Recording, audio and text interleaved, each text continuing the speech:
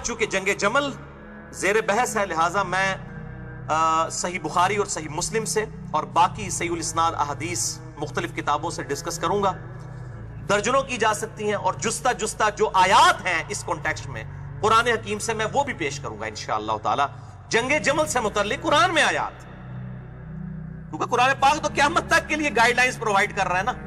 تو الحمدللہ اس حوالے سے میں جنت کے 8 دروازوں کی نسبت سے، جو صحیح مسلم میں حدیث ہے کہ انٹرنیشنل نمبر کے مطابق 553، جو شخص وضو کرنے کے بعد ایک دفعہ پڑھ لے اشہد اللہ الہ الا اللہ وحدہ لا شریک لہ واشہد ان محمدا عبدہ ورسولہ، تو جنت کے 8 دروازے اس کے لیے کھول دیے جاتے ہیں. جنت کے 8 دروازوں کی نسبت سے میں جنگ جمل کے اوپر انشاءاللہ تعالی 8 صحیح الاسناد حدیث اور ساتھ ہی جو آیات ہیں جنگ جمل کے حوالے سے جستہ وہ بھی انشاءاللہ پیش کرتا چلا جاؤں گا. جو ہماری جنتی ماں ہے سیدہ عائشہ رضی اللہ تعالی عنہا وعلیہ السلام کی سے ریلیٹڈ احادیث تو بہت زیادہ ہیں، لیکن میں 8 میں نے ٹارگٹ کی ہیں جنت کے 8 دروازوں کی نسبت سے. پہلی حدیث مسند امام احمد میں انٹرنیشنل نمبر کے مطابق 18430 ہے، اور مشکات میں بھی موجود ہے 5378، اور مشکات کو میں نے نام دیا ہے انسائکلوپیڈیا آف حدیث. آلموسٹ جو باقی کتابوں میں حدیث ہوتی ہیں اس میں کسی نہ کسی فارم میں آ جاتی ہے. اور اسی کا ایک طریق سنن ابی داؤد میں 4646 اور جامعہ ترمذی میں 2226 ہے. ان تمام احادیث کا لب لباب یہ ہے کہ حذیفہ ابن یمان رضی اللہ تعالیٰ عنہ اور سیدنا سفینہ رضی اللہ تعالیٰ عنہ وعلیہم السلام وہ روایت کرتے ہیں، آپ صلی اللہ علیہ وسلم نے فرمایا کہ میرے بعد خلافت علی منہاج النبوہ، یعنی نبوت کی طرز پہ جو خلافت ہے وہ میرے بعد 30 سال تک رہے گی. اس کے بعد کاٹ کھانے والی ملوکیت کا دور شروع ہو جائے گا، یعنی نہ حق لوگوں کے ساتھ زیادتیاں کرنا. اور اسی کا جو طریق، یہ پوری حدیث جو ہے اس واقعہ کربلا والے پمفلٹ میں میں نے لکھی ہے، اس کی طرف آج جانے کی ضرورت نہیں ہے. اس کا جو دوسرا طریق ہے سیدنا سفینہ سے رضی اللہ تعالی عنہ وعلیہ السلام، ابو داؤد میں 4646 اور ترمذی میں 2226، اس میں الفاظ ہے کہ خلافت علی منہاج النبوہ 30 سال تک رہے گی. اس کے بعد سیدنا سفینہ جو ہے وہ اپنے شاگرد کو کہتے ہیں کہ بیٹا گن سعید تابعی کو، ابو بکر کے 2 سال، عمر کے 10 سال، عثمان کے 12 سال اور علی کے 6 سال. ویسے سیدنا علی کے 5.5 سال ہیں، وہ 6 مہینے سیدنا حسن ابن علی کے بھی اس میں شامل ہیں. تو وہ جو تابعی ہے وہ کہتا ہے کہ یہ جو بنو زرقہ بنو امیہ ہیں، زرقہ کہتے ہیں نیلی آنکھوں والے، یہ سارے بلیاں کھا لے سب آل امیہ. یہ بنو زرقہ جو ہیں، بنو امیہ، آل مروان، آل امیہ، یہ لوگ تو کہتے ہیں کہ علی علیہ السلام خلیفہ ہی نہیں ہے. یہاں پر امام داؤد نے 4646 نمبر حدیث میں علی علیہ السلام لکھا ہے. یہاں پہ عربی ترجمہ ہوا تو وہ عربی جو بھی کاٹ دیتا، اردو جو بھی کاٹ دیتا. سننا.com اہل سنت کی سب سے بڑی ویب سائٹ ہے حدیث کی کتابوں کی، سلفیوں کی. اس میں آپ ابو داؤد 4646 کھولیں اور اس کی عربی پڑھیں، علی علیہ السلام لکھا ہوا ہوگا. اتنے مولوی بڑھ گیا وچ، وہ میری ذمہ داری نہیں ہے. یہ تو ابو داؤد ہے. صحیح بخاری میں انٹرنیشنل نمبر کے مطابق 6318 نمبر حدیث میں سیدہ فاطمہ اور سیدنا علی کے ساتھ علیہم السلام لکھا ہے امام بخاری نے. اسی طریقے سے صحیح بخاری میں 3748 نمبر حدیث میں امام حسین علیہ السلام لکھا ہے امام بخاری نے. لیکن وہ عربی والی کتابیں آپ جو ہے سننا.com دنیا میں سب سے بڑی ویب سائٹ ہے اہل سنت کی، وہاں پر آپ چلے جائیں، عربی والی عبارت پڑھیں، اردو اور انگلش ترجمہ بھی ساتھ ہے، لیکن ادھر مولوی بڑھے ہوئے ہیں کچھ تو بچ کے. وہ جیسا لکھا ہوتا ہے نا، وہ نقالوں سے ہوشیار تو مولویوں سے ہوشیار ہو کے آپ نے عربی والے معاملات جو ہے اس کو دیکھیں. بہرحال تو علی علیہ السلام تو خلیفہ ہی نہیں ہے، یہ بنو امیہ کہتے ہیں. اچھا یہاں پہ لوگ جھوٹی وکالت کر رہے ہیں، نہیں وہ تو جناب حضرت علی کی بیعت کرنا چاہتے تھے، وہ تو ان کو تو کوئی اعتراض ہی نہیں تھا، وہ تو بس قصاص عثمان چاہتے تھے. او پائی کے اندر میں خلیفہ ہی نہ بندہ، تو علی علیہ السلام خلیفہ نہیں ہے. تو سیدنا سفینہ کو اتنا غصہ آیا کہ انہوں نے کہا کہ یہ تو ان کی پیٹھ سے جھوٹ نکلا ہے جہاں سے یہ ہوا خارج کرتے ہیں. ایک صحابی کے الفاظ ذرا دیکھیں کہ اس سے بدبودار چیز کوئی نہیں ہو سکتی کہ کوئی علی کو خلیفہ نہ مانے. ٹھیک ہے. اور ترمذی میں الفاظ ہیں 2226 میں آگے کہ سیدنا سفینہ کہتے ہیں کہ حق تو یہ ہے کہ بنو امیہ کی اپنی حکومت اس روئے ارض کی بدترین بادشاہ. نبی صلی اللہ علیہ وسلم نے کہا کاٹ کھانے والی ملوکیت، سیدنا سفینہ جو اس دور سے گزرے انہوں نے کہا بدترین بادشاہ. اب وہ کہتے ہیں نہیں یہ آخری والے الفاظ جو ہے نا یہ تھوڑے ڈاؤٹ فل ہے، تو پہلے والے بھی ڈاؤٹ فل ہے بھائی، پہلے بھی نہیں تسی بچتے. تو شیخ البانی رحمہ اللہ نے سلسلہ حدیث صحیحہ میں اس حدیث سفینہ کا پورا دفاع کیا. شیخ زبیر لزئی صاحب نے حدیث سفینہ کے دفاع کے اوپر مقالات کی پہلی جلد میں پورا مضمون لکھا. شیخ غلام مصطفیٰ ظہیر صاحب نے اس کے دفاع کے اوپر پورا مضمون لکھا، اور شیخ البانی نے تو بڑی ڈیٹیل کے ساتھ اس کے اوپر ڈسکشن کی کہ حدیث سفینہ ہی صحیح ہے، کہ خلافت راشدہ 30 سال تک ہے. امام احمد بن حنبل کا بھی یہی موقف تھا، ان کے بھی فتاویٰ کے اندر یہ موجود ہے. تو میں ساتھ ساتھ بتا رہا ہوں، یہ ایک ایک چیز جو ہے آگے پنڈورا باکس اگر کھولنا شروع کرتے ہیں. بہرحال دوسری حدیث سنن ابی داؤد میں 4607، جامعہ ترمذی میں 2676 اور مشکات میں 165. بڑی مشہور حدیث ہے. ارباز بن ساریہ رضی اللہ تعالیٰ عنہ کہتے ہیں کہ نبی صلی اللہ علیہ وسلم نے اپنی وفات سے چند دن پہلے ایک بلیغ خطبہ دیا، اور اتنا رکت انگیز وہ خطبہ تھا کہ ہر آنکھ اشکبار تھی. اور آپ صلی اللہ علیہ وسلم اس طرح گفتگو فرما رہے تھے جس طرح آپ صلی اللہ علیہ وسلم قریب دنیا سے تشریف لے جانے والے ہیں. آپ صلی اللہ علیہ وآلہ وسلم نے ارشاد فرمایا کہ میرے بعد جو بھی تم میں زندہ رہا وہ بہت اختلاف دیکھے گا. اس وقت دین میں نئی نئی بدعتوں سے بچنا، اور ساتھ ہی ارشاد فرمایا علیکم بسنتی و سنت الخلفاء الراشدین المہدیین، تم پر میری سنت اور میرے ہدایت یافتہ خلفائے راشدین کی سنت لازمی ہے. اس وقت ان کو پکڑ لینا، اپنی داڑھوں سے مضبوطی کے ساتھ پکڑ لینا، اور دین میں بدعتوں سے بچنا. تمام بدعتیں گمراہیاں ہیں، اور سنن نسائی کے الفاظ ہیں تمام گمراہیاں دوزخ میں لے جانے والی ہیں. تو پرٹیکولرلی خلفائے راشدین کے خلاف خروج کو، ان کی مخالفت کرنے کو، اس لیول کی مخالفت کے جو ہے جتھا بنا کر اور پارٹی بنا کے ان سے ٹکرا لیا جائے، اس کو آپ صلی اللہ علیہ وآلہ وسلم نے قرار دیا ہے بدعت. لیکن امت میں وہ شیعہ سنی کے کنفلکٹ ہو گیا. سنی بس حضرت عثمان کے مخالفین کو بدعتی کہتے ہیں، حالانکہ وہ بھی صحابہ تھے، اور وہ ابن سبا کے متھے لگا دیتے. ایک ابن سبا نے ہزاروں صحابہ کی مت مار دی، نعوذ باللہ من ذالک. یہ تو چند لوگوں کو بچانے کے لیے ابن سبا کا ایک ڈھونگ رچا ہے. ابن سبا پرسنالٹی ہے. میرا پورا کوسچن آنسر سیشن ریکارڈ ہو چکا ہے 5 گھنٹے کا، میں انشاءاللہ اینڈ پہ تعارف کرواؤں گا، لیکن وہ بعد میں آیا ہے. اس کو اس کے ساتھ فٹ ان کرنا، یہ تو احادیث کے ساتھ اسی طرح کھلواڑ ہے جیسے کہ وہ صحیح مسلم میں سلام پھیرتے وقت جو رفع الیدین ہے وہ ہاتھوں کو اٹھانا، اس کی حدیث کو، گھوڑوں کے دموں والی حدیث کو رفع الیدین کے اوپر لگانا. وہ حدیث ہے گھوڑوں کے دموں والی بھی، اس میں بھی رفع ایدیکم کے الفاظ موجود ہیں، لیکن وہ یہ رفع الیدین نہیں ہے. اسی طریقے سے وہ ابن سبا ہے، لیکن وہ بعد میں ہے، جس کو سیدنا علی نے خود قتل کروایا. وہ سیدنا علی کو کے لیے الوہیت کا عقیدہ رکھتا تھا. بل وہ ٹاپک الگ سے ہے، میں نے اشارتاً بات کر دی. تو آپ صلی اللہ علیہ وسلم نے پرٹیکولر بدعت کہا خلفائے راشدین کے خلاف جو ہے خروج کرنے کو، چاہے وہ عثمان کے مخالفین ہوں چاہے علی کے رضی اللہ عنہم اجمعین وعلیہم السلام. تیسری حدیث مسند احمد میں 11790 مکتبۃ شاملہ کے مطابق، سنن نسائی الکبریٰ میں 8457 نمبر صحیح سند کے ساتھ. اور یہ فضائل صحابہ جو احمد بن حنبل کی کتاب ہے اس میں یہ ساری احادیث موجود ہیں.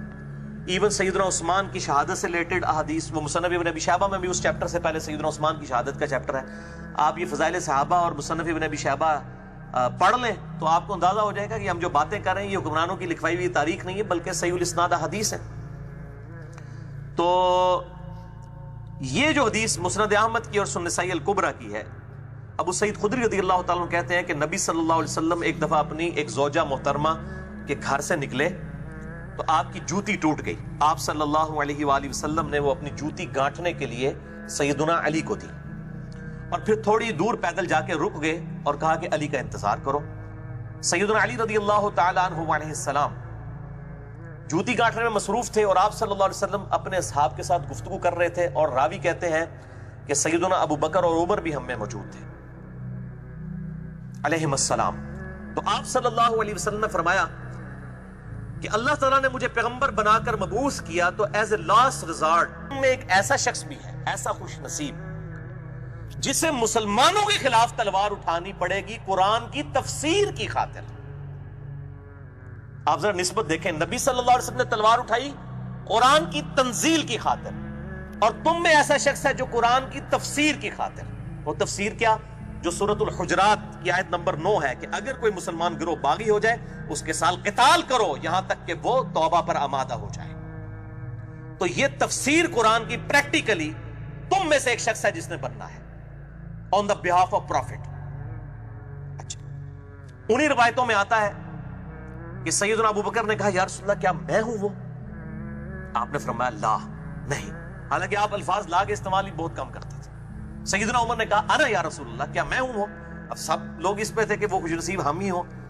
آپ صلی اللہ علیہ وآلہ وسلم نے فرمایا نہیں، بلکہ وہ شخص جو میری جوتیاں گانٹ رہا ہے، یہ وہ شخص ہے جو قرآن کی تفسیر کی خاطر مسلمانوں سے لڑے گا۔ اور وہ سیدنا علی تھے، صحابہ دوڑے سیدنا علی کی طرف اور کہا آپ کے لیے اتنی بڑی خوشخبری ہے۔ تو سیدنا علی مسکرا پڑے۔ صحابہ کہتے ہیں ہم سمجھ گئے کہ آپ رضی اللہ تعالیٰ عنہ علیہ السلام کو یہ بات پہلے ہی پتا تھی کہ میں نے آن دا بہاف آف پروفٹ قتال کرنا ہے مسلمانوں کے خلاف۔ قرآن کی تفسیر سورۃ الحجرات آیت نمبر 9 کے تحت۔ لہذا اب یہ جعلی باتیں کرنا کہ سیدنا علی آخری وقت میں بڑے پچھتاتے تھے کہ کاش میں نے جمل اور صفین اور نہروان نہ کی ہوتی۔ دیکھو اندازہ کرو، اوے جس کو نبی ڈیوٹی لگا کے گیا اس نے پچھتانا ہے؟ اس کا مطلب ہے آپ نبی کے ایمان کے اوپر شک کر رہے ہو کہ اس کو نبی بتا کے گیا کہ تو نے تلوار اٹھانی ہے میرے بیاف پہ قرآن کی تفسیر کے لیے، اور تسی سعودی عرب سے چندے لے کے اللہ دے بندے ہو، ریال نو حلال کرنے دے پیچھے کوڑتے نہ مارو۔ وہ جی پچھتاتے تھے، اور روایت ہے مصنف ابن ابی شیبہ میں، پچھتاتے نہیں تھے، وہ افسوس کرتے تھے کاش میں جمل سے 20 سال پہلے فوت ہو گیا ہوتا۔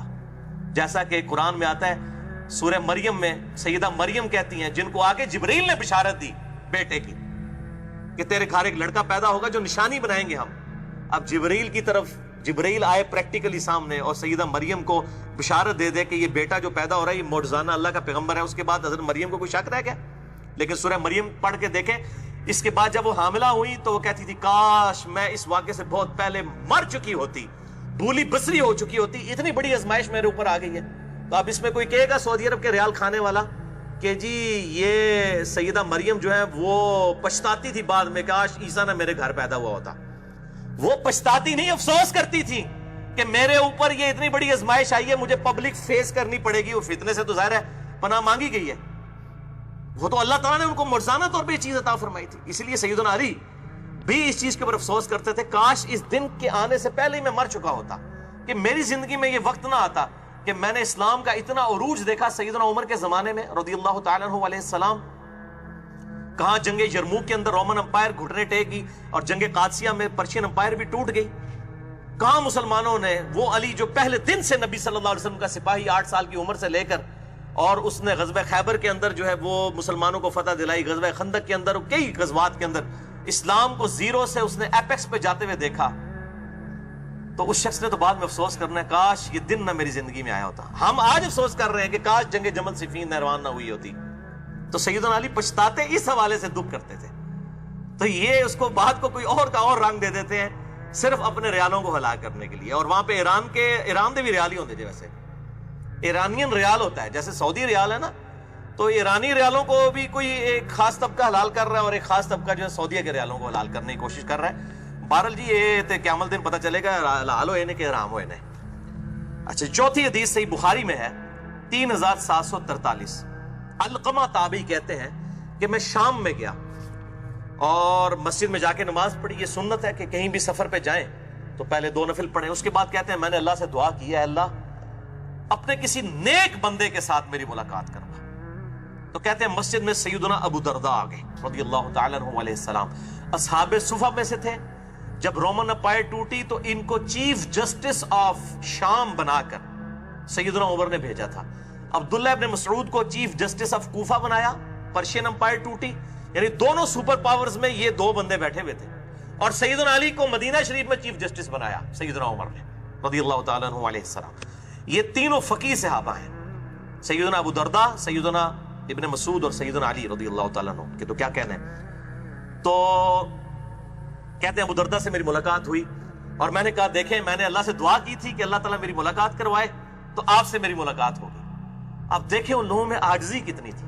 ابو درداء کہنے لگے کہ بیٹا کہاں سے آئے ہو؟ انہوں نے کہا میں تو کوفہ سے آیا ہوں۔ تو سیدنا ابو درداء نے کہا کہ یار کوفہ میں وہ شخص موجود نہیں ہے کیا، حذیفہ ابن یمان جو نبی صلی اللہ علیہ وسلم کا رازدار تھا، اتنا کلوز صحابی، اس کے ہوتے ہوئے تو اتنی دور سفر کر کے، اس زمانے میں 1 مہینے کا سفر کر کے، سینکڑوں کلومیٹر کا سفر کر کے تو شام میں کیا لینے آیا ہے؟ کیا حذیفہ ابن یمان کوفہ میں موجود نہیں ہے؟ وہ کہنے لگے ہاں جی ہیں۔ ان کا کیا کوفے کے اندر وہ شخص موجود نہیں ہے جس کو اللہ تعالیٰ نے اپنے نبی صلی اللہ علیہ وآلہ وسلم کی مبارک زبان سے شیطان کے خلاف پناہ عطا فرمائی تھی کہ اس کی رائے جو ہے وہ شیطان سے محفوظ ہوگی؟ ایک ایسا شخص ہے عمار ابن یاسر۔ اللہ تعالیٰ نے نبی کی زبان سے اسے محفوظ کیا کہ اس کی رائے حق پہ ہوگی، اور عمار ابن یاسر جنگ جمل میں بھی سیدنا علی کے ساتھ تھے، جنگ صفین میں، بلکہ صفین میں تو شہید ہو گئے۔ پناہ عطا فرمائی تو انہوں نے کہا ہاں جی موجود ہے۔ تو انہوں نے کہا جناب اتھے ہوں پھر کہ لڑ آئے ہو، دو اتنی وڈی پرسنالٹیز موجود ہیں، تم عراق میں رہو، کوفہ میں۔ یاسر رضی اللہ تعالیٰ عنہ کی رائے کو اللہ کے محبوب صلی اللہ علیہ وسلم کی مبارک زبان سے اللہ تعالیٰ نے پناہ عطا فرمائی شیطان کے اگینسٹ۔ یہ جنگ جمل بھی سیدہ عائشہ، طلحہ، زبیر اسی لیے ہارے تھے، مین وجہ یہی تھی کہ عمار ابن یاسر کو جب سامنے دیکھتے تھے تو وہ ڈرتے تھے کہ ان کے بارے میں نبی صلی اللہ علیہ وسلم فرمایا کہ اس کو ایک باغی جماعت قتل کرے گی۔ صحیح بخاری 2812 نمبر حدیث ہے، عمار کو ایک باغی جماعت قتل کرے گی، عمار ان کو اللہ اور جنت کی طرف بلائے گا، اور وہ جماعت دوزخ کی طرف بلانے والی جماعت ہوگی۔ تو اسی جناب کسی اور گالوں پہ روندے ہو، اجتہادی خطاواں تے فلانا، یہ ہے دوزخ کی طرف بلانے والی جماعت۔ بہرحال وہ اصحاب صفین کو تو اللہ نے محفوظ کر دیا، بہرحال اصحاب جمل کو، اصحاب صفین کے گھاٹے یہ فٹ ہو گئی حدیث کہ صفین میں سیدنا عمار ابن یاسر شہید ہوئے، اور وہ باغی دوزخ کی طرف بلانے والا گروہ معاویہ بن ابی سفیان رضی اللہ تعالیٰ عنہ کا گروہ تھا۔ تو وہ میں نے مسئلہ نمبر 101 کے اندر بڑی ڈیٹیل کے ساتھ بتا دیا، آج وہ جنگ صفین ٹاپک نہیں، میں اس طرف نہیں جاؤں گا۔ 5ویں حدیث بھی صحیح بخاری سے ہے، انٹرنیشنل نمبر کے مطابق 7100 کے اندر پتہ نہیں کتوں حدیثہ کٹتا ہے، وہ بھائی مولویاں نے تو سلیکٹیو سٹڈی کرائی ہے، ان میں بخاری جو ساری حدیثہ بیان کر رہے ہیں کہ سیدنا عمار ابن یاسر رضی اللہ تعالیٰ عنہ کوفے کے منبر پر چڑھے اور سب سے اوپر والی سیڑھی پہ حسن ابن علی کو بٹھایا اور خود دوسری سیڑھی پر کھڑے ہو کر خطبہ دیا۔ امام بخاری نے ان کا خطبہ حضرت عائشہ کے فضائل والے چیپٹر میں ڈالا ہے، کیسا حق کا ٹیکہ لگایا، عائشہ کے فضائل کے چیپٹر میں خطبہ ڈالتی ہے، کتاب الفتن میں بھی ڈالا 7100، اور سیدہ عائشہ رضی اللہ تعالیٰ عنہ علیہ السلام کے چیپٹر میں۔ عمار ابن یاسر نے احترام کرتے ہوئے حسن کو پہلی سیڑھی پہ بٹھایا، خود دوسری سیڑھی پہ بیٹھے، پوائنٹ ٹو بی نوٹڈ، اور کہا کہ لوگوں، سیدہ عائشہ، طلحہ اور زبیر بصرہ کی طرف روانہ ہو چکے ہیں مکے سے نکل کر۔ قصاص عثمان کا مطالبہ تھا تو امیر المومنین کا ہیڈ آفس تو مدینہ تھا، مدینے آتے، مدینہ اور بصرہ کی طرف، لیکن مسئلہ کچھ اور تھا، سیدہ عائشہ کو ورغلایا گیا تھا، انٹینشن بیچ میں اور لوگوں کی تھی، اپنی ان کی جو ہے وہ آپ سمجھ لیں خواہشات تھی جن کی وہ پیروی کے لیے سیدہ عائشہ کو مس یوز کیا انہوں نے۔ تو سیدہ عائشہ، طلحہ اور زبیر روانہ ہو چکے ہیں بصرہ کے لیے، اور اللہ کی قسم عائشہ دنیا اور آخرت میں تمہارے نبی کی بیوی ہے۔ اب عمار ابن یاسر نے احترام نہیں جانے دیا، کیا کہا؟ دنیا میں بھی بیوی ہے تمہارے نبی کی اور آخرت میں بھی، یعنی جنتی عورت ہے، لیکن اللہ نے تمہیں آزمائش میں ڈال دیا ہے کہ تم اللہ کی اطاعت کرتے ہو یا عائشہ کی اطاعت کرتے ہو۔ اندازہ کریں، اللہ کی اطاعت اور عائشہ کی اطاعت اپوزٹ آ گئے ہیں۔ اب تمہارا امتحان ہے کہ اللہ کی اطاعت کرتے ہو یا عائشہ کی۔ اللہ کی اطاعت کیوں؟ سورۃ النساء نمبر 59 ہے، یا ایھا الذین آمنوا اطیعوا اللہ واطیعوا الرسول واولی الامر منکم، اے ایمان والو اللہ کی اطاعت کرو اور رسول کی اطاعت کرو، اور تم میں جو حکمران بنا ہو اس کی بھی اطاعت کرو۔ تو حاکم وقت جو خلیفۃ المسلمین ہو اس کی اطاعت اللہ کی اطاعت میں داخل ہے، لیکن وہ اوپن نہیں ہے، اس میں فَإِن تَنَازَعْتُمْ فِي شَيْءٍ فَرُدُّوهُ إِلَى اللَّهِ وَالرَّسُولِ، اگر جھگڑا ہو تو اللہ اور اس کے رسول کی طرف پلٹاؤ، اور وہ ہم نے پلٹا دیا ہے، اللہ اور اس کا رسول گواہی دے رہے ہیں کہ علی حق پہ ہے، وہاں پہ پلٹا کے دیکھ لیں۔ تو اللہ نے آزمایا ہے کہ تم عائشہ کی اطاعت کرتے ہو یا اس کی، یعنی اللہ کی اطاعت کرتے ہو۔ تو یہ الحمدللہ امام بخاری نے زبردست کام کیا، اور اگر وہ آج کل کے ریال والا معاملہ ہوتا تو وہ آدھی حدیث لکھتے ہیں کہ عائشہ دنیا اور آخرت میں تمہارے نبی کی بیوی ہے. اتنی حدیث بھی کافی تھی نا. لیکن امام بخاری نے حق کا ٹیکا امت کو لگا دیا کہ اللہ نے آزمایا ہے کہ تم اللہ کی اطاعت کرتے ہو یا عائشہ کی. یہ عمار ابن یاسر کا خطبہ امام بخاری نے عوام الناس کے لیے لکھا ہے. یعنی کل تک ہم لوگوں کہتے تھے حدیثیں پڑھیں, بخاری مسلم میں نماز کا طریقہ لکھا ہے, تو لوگ خوش ہوتے تھے. جب ہم یہ بتاتے ہیں وہ کہتے ہیں نہیں جی احادیث تو ڈائریکٹ نہیں پڑھنی چاہیے, گھبراہ ہو جائیں گے. یہ بات کوئی بریلوی دیوبندی کر رہا ہو یا شیعہ کر رہا ہو تو بات سمجھ آتی ہے. اگر اہل حدیث بھی یہ بات کرنا شروع کر دیں تو پھر ان کے اوپر تو 4 تکبیریں پڑھ کے جو ہے نا ان کو دفنا دینا چاہیے, اس طرح کے لوگوں کو کہ جن لوگوں کی یہ سوچ بن چکی ہے. بخاری مسلم کی رفع الیدین والی حدیثوں کو بھی مانتے ہیں اور آل امیہ کی بدماشی کے خلاف جو احادیث ہیں ان کو بھی مانتے ہیں. بلکہ امام مسلم نے تو مقدمے میں لکھا کہ میں عوام الناس کے لیے حدیثیں لکھ رہا ہوں. صحیح مسلم کا مقدمہ ہے, مسئلہ 156 میں نے اس کو ڈسکس بھی کیا ہے الحمدللہ.